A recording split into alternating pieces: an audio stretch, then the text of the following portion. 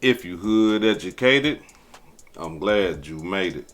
Allow me to unfold my knowledge, wisdom, and understanding from a hood brother's point of view to all of you, here, there, and everywhere. Now check me out. Fuck me on, man. Shit, what you on, man? What you got for it? I'm on all type of shit, man. Fuck, I'm fucked up lately, man. Gang, fuck. Whatever, bro. Say you got an oof for me, man. I'm finna slide on him, see what's in this oof right quick, shit. Nice shit, it's whatever, I'm with him. Alright, check shit. Ops, bro, you know what I'm saying? This what it is, motherfucker, bro. Like, I don't get no fuck who don't like what I'm on. This is what I'm on, you know what I'm saying? And I'm standing on that shit with an iron fist. If a motherfucker catch me and do what they do, which it ain't gonna happen, I'm too advanced for these niggas. I sit and watch how these niggas lose their life. There ain't nothing to be bragging on, but these niggas flunkies to me, gang. Like, they ain't built for this shit. Like, I don't get caught lacking, man. Any shit can happen to anybody, blood. A blink of eye, you turn your head one second, man, the wrong move, motherfucker see you, you don't see them, it can happen, gang. Don't surround yourself in certain environments, you ain't gotta worry about that shit. I'm too much worried about one of my own snaking me out before I let a goofy get up on me, gang. That's just how I look at life, you feel me? Like, can't no nigga think farther than me, man. I realize I do this shit, bro, you feel me? I mean, in that interview, he really did believe that. And the reason why this is so important is because there's a lot of you young brothers out there right now who are in that gang life right now who believe the same thing that Bayzoo believed. It's not going to happen to me. I'm not going to be caught slipping. I watch these guys die. They're not built for this type of stuff. I am. And there's a lot of you young brothers right now today, y'all believe exactly how Bayzoo believe. Y'all believe that. Now look what happened to Bayzoo. I mean, rest in peace to that brother. And the only reason why I'm bringing this to the forefront is because I want you young brothers to identify with this. I mean, I'm not in Chicago or anything like that, but there's a lot of people that are from Chicago that held Bayzoo up as being one of the ones who survived war after war after war after war, who has survived gun battle after gun battle after gun battle after gun battle, who is known for putting that pistol down on people, who is known for, catching bodies and shooting people and all that. You see? And there's a lot of you young brothers out there right now today. You believe the exact same way that Bayzoo believed. Bayzoo said that I ain't gonna get caught lacking. I ain't gonna get caught lacking. And when I was in that lifestyle, I believed the same way as Bayzoo. Man, I'm too paranoid, bro. If I see you reaching, if I see you doing anything, I'm upping it. I'm asking questions later. I'm letting that thing go. You see? And a lot of you guys are like that. And I understand that right there. I would like to believe that Bayzoo was like that. I mean, just being off the way that he's talking. He said, man, I ain't gonna get caught lacking. But look what happened. Now, the cold-blooded part about him saying that he's not going to get caught lacking and all that, after saying that, he described how young gangbangers are being killed. Check it out. And shit can happen to anybody, blood. A blink of eye, you turn your head one second, man, the wrong move, motherfucker see you, you don't see them, it can happen, gang. Don't surround yourself in certain environments, you ain't gotta worry about that shit. I'm too much worried about one of my own snaking me out before I let a goofy get up on me, gang. That's just how I look at life, you feel me? Like, can't no nigga think farther than me, man. I realize I do this shit, bro, you feel me? So you y'all hear that? 1 second, the wrong move. A person will see you and you don't see them, and it can happen like that. What happened to Bayzoo, y'all? He described it. That wrong move, he fell victim to that wrong move. Cold-blooded demonstration. I mean, and the reason why I'm bringing this to you, brothers, is because of this right here. This man right here, understood the game, survived it longer than a lot of them young brothers, and still fell victim to it. That's what you brothers gotta understand. You are not invincible. It can and it will happen to you if you live in that lifestyle. Now, after that, he said this.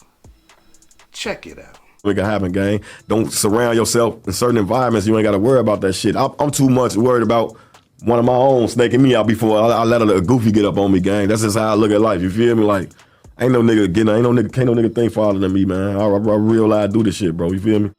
Don't surround yourself in certain environments and you ain't got to worry about it. That is also true. That is also true. Because there are numerous gang bangers that I'm talking about that was with that life, that has relocated and reinvented their life. And they ain't got to worry about that no more. They done left it all alone. They in a whole nother environment, living a whole new life, and left all that madness behind them. But let's think about, because we're talking about Bayzoo here, the environment that he was in. Chicago. No. He done broke too many hearts in Chicago. Too many people possibly done went to too many funerals because of Bayzoo. And if not because of Bayzoo, his gang. You see what I'm saying? So that right there wasn't one of those environments. And the fact that he died violently tells us that. Now, look. There's a new video, right? And this video that I have now, one of the hood educated residents provided it for me, and I appreciate it, right? This video right here, it shows a whole different angle. It shows everything. In this video right here, it shows the car actually like not pulling directly up to Bayzoo them, but it's almost as if they was out there waiting for them to come out the store. And as soon as Bayzoo and the other two guys that was with him, when they came out the store, this car pulls up and the two guys run out the car. I'm going to try to show y'all just that part because y'all know I can't show the whole video on here. But if y'all want to see the whole video, click the link that is going to be pinned at the top of the comment section. Go over there, get you a membership, check that video out, and check out other videos that I got over there. Check it out.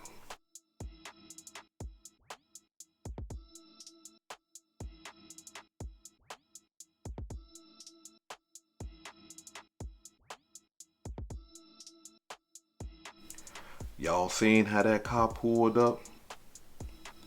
Y'all seen how them boys jumped out that car? Do you recognize the distance between Bayzoo and the other two guys and the killers?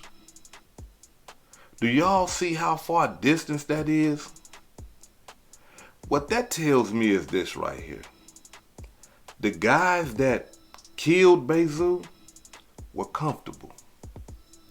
They wasn't worried about a gun battle. They wasn't worried about Bayzoo pulling out a gun or nothing. They had no concern for that. And let me explain to y'all while I say this. A person like Bayzoo has a reputation of keeping that iron on him. He has a reputation of shooting, killing, fighting, whatever. He's violent. He's with the shit, as they call it, right? And for them to feel that comfortable to run that long of a distance without worrying about Bayzoo seeing them and producing a firearm and shooting at them, it tells me that possibly they had some inside detail and they knew that Bayzoo ain't had no gun on him. Not only that, they knew Bayzoo wasn't with gang in them. Understand something, like I said in my last video. If I'm on a mission and I see 3 gang bangers that I know that are with it, and one that is prominent for being with it, I would sneak attack. I wouldn't be so much in the open like that, especially if it's only 2 of us, because I don't know what these guys got. I don't know what type of artillery that they got on them. So my best thing would be to sneak attack, a surprise attack, not to be running down a damn long ass block the way that they was running towards Bayzoo. Because easily the 3 guys could have just turned around and it would have been a gun battle. And the 2 guys possibly could have lost because it's 3 guns against 2. But they wasn't concerned about that. They wasn't thinking about that. They had one thing in their mind, and that was killing Bayzoo.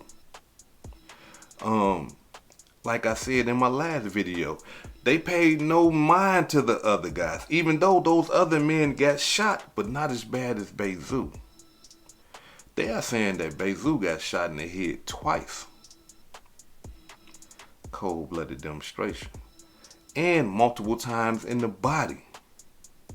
So that tells you who the target was. You see what I'm saying? The other guys that got shot, that was just from being around. The attention wasn't on them like it was on Bayzoo. Just watch the video. Both shooters, both are aiming directly at Bayzoo. Even to the point where they ran past those other guys. Like, you know, the other guy ran and stuff like that, and the other guy got hit and he fell on the ground. But their main focus was Bayzoo. So that again tells me that somehow, some way, somebody had to let them know everything they needed to know to pull off that mission against Bayzoo. Now, y'all remember I told y'all in my last video, I said when Bayzoo walked up out of the pull your parts shop, he was looking at something in his hand. And I believe that to be a phone. But on this video right here that I have, the new one, it appears that Bayzoo had some papers in his hand. And that he was going through the paperwork. I don't know if it was the paperwork from the parts that he just got or whatever it was. But it appears you could see him like flipping through the paper. Now, understand that still doesn't negate the fact that he possibly could have been, you know, had his phone in his hand and all that stuff too. But in this video, it appears that he's looking at the paper. Because when he gets shot, paper start flying everywhere. For those of you who have access to the video, you will see that, you know, all of a sudden some paper come out of nowhere after the bullets start flying. Bayzoo had paper in his hand, and he was looking at that paper. And whatever was on that paper had him so distracted that he didn't even see out of his peripheral that some guys was running up on him. I'm talking about from a far distance to kill him. Now, from this video, you will see that when the first shot comes from the rifle, Bayzoo dropped. The first shot from that, you see the fire come from that, and he just drops immediately right after that.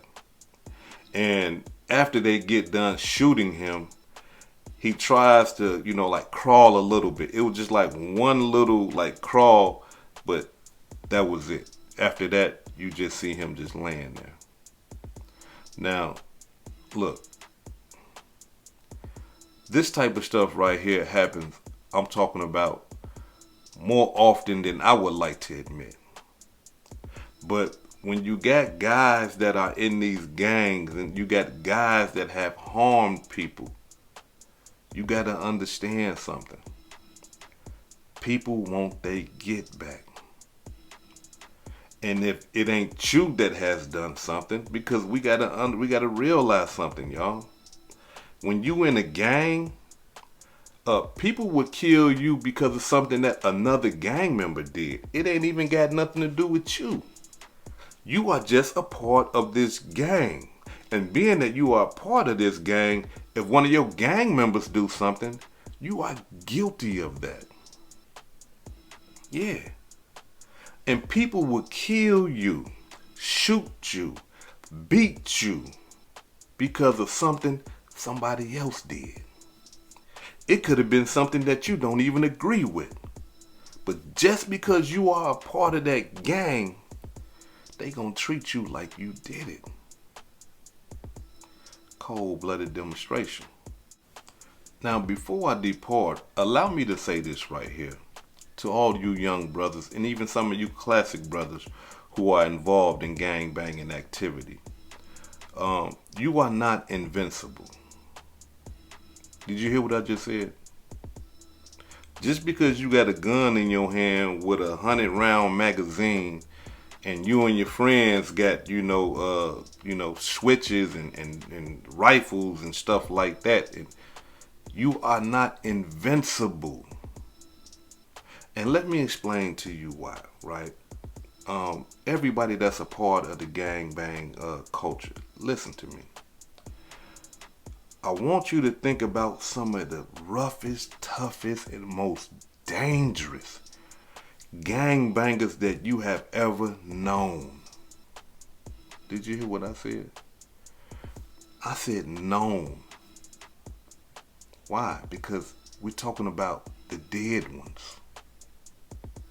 We're talking about some of the most dangerous gangbangers that you have known who are dead. They are not invincible. Nobody is invincible.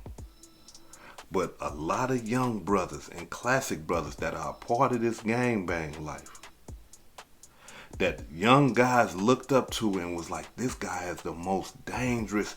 Man, he kills everybody. He shoots everybody. He don't play. A lot of them guys are dead. So what that tell you? How bad are they really? You see? How tough are they really? How dangerous are they really? Some of the most notorious and dangerous gangbangers in the United States history died violently. And by who? Another dangerous gangbanger. You see? So understand something. Putting belt to ass, being dangerous, being a shooter, willing to go on drills and all that old type of stuff, willing to kill people and all that, that doesn't guarantee you a life to live forever. That doesn't give you a pass to say, hey, you know what? I'm so cold at this gangbanging stuff. They ain't gonna never catch me. That don't mean that. That does not mean that. And this brother right here, Bayzoo, is an example of everything that I'm telling y'all. Because he believed in his mind that, look, they ain't gonna catch me. I ain't gonna get caught lacking. And then look what happened. You see? So all the tough guys in your neighborhood, think about that though. Think about some of the guys that you grew up around, that you looked up to. Where they at? A lot of them are dead. And they died violently. So what's the purpose of looking up to someone like that? Unless you want to die violently. Let me say something to y'all.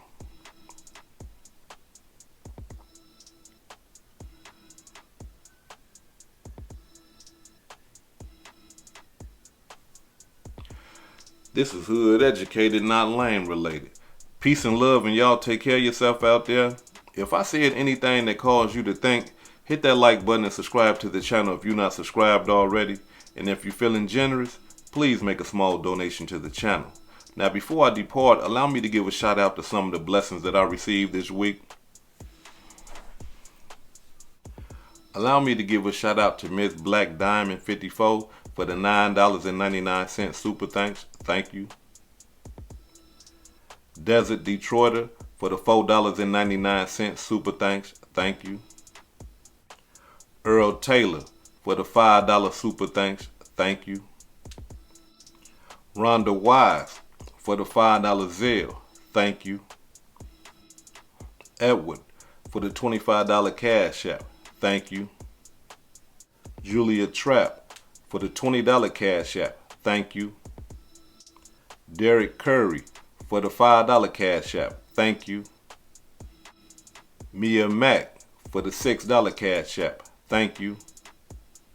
And last but not least, Deontay Moore for the $5 Cash App. This is Hood Educated, not lame related. Peace and love.